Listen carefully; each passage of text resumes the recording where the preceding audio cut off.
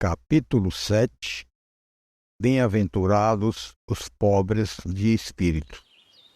O que se deve entender por pobres de espírito? Itens 1 e 2. Bem-aventurados os pobres de espírito, porque deles é o reino dos céus.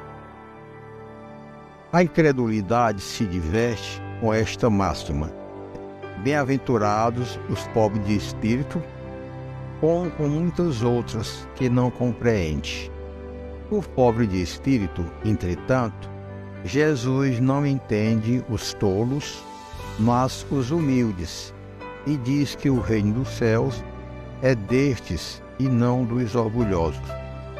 Os homens cultos e inteligentes, segundo o mundo, fazem geralmente tão elevada opinião de si mesmos e de sua própria superioridade, que consideram as coisas divinas como indignas de sua atenção. Preocupados somente com eles mesmos, não podem elevar o pensamento a Deus.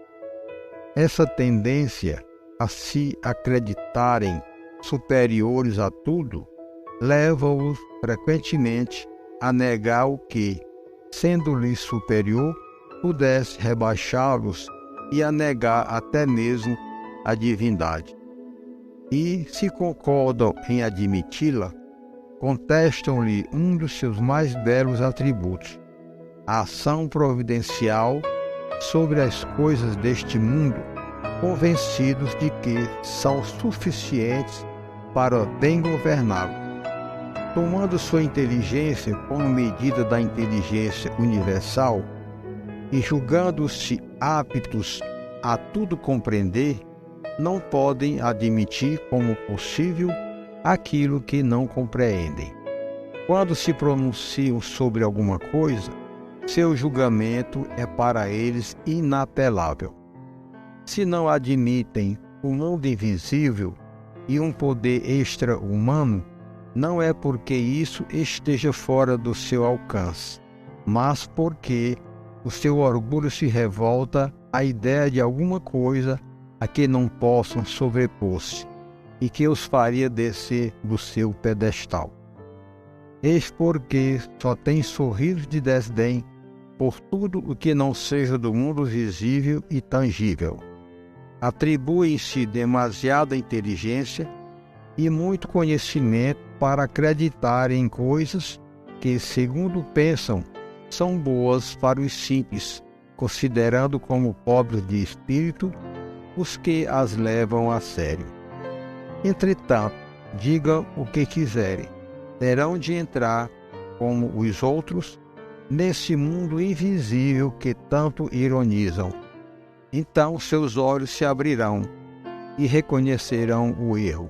Mas Deus, que é justo, não pode receber da mesma maneira aquele que desconheceu o seu poder e aquele que humildemente se submeteu às suas leis, nem aquinhoá-los por igual. Ao dizer que o reino dos céus é para os simples, Jesus ensina que ninguém será nele admitido sem a simplicidade de coração e a humildade de espírito.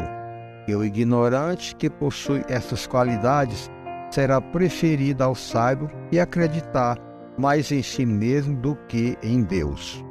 Em todas as circunstâncias, ele coloca a humildade entre as virtudes que nos aproximam de Deus e o orgulho entre os vícios que dele nos afastam. E isso por uma razão muito natural, pois a humildade é uma atitude de submissão a Deus, enquanto o orgulho é a revolta contra ele. Mais vale, portanto, para a felicidade do homem ser pobre de espírito, no sentido mundano, e rico de qualidades morais.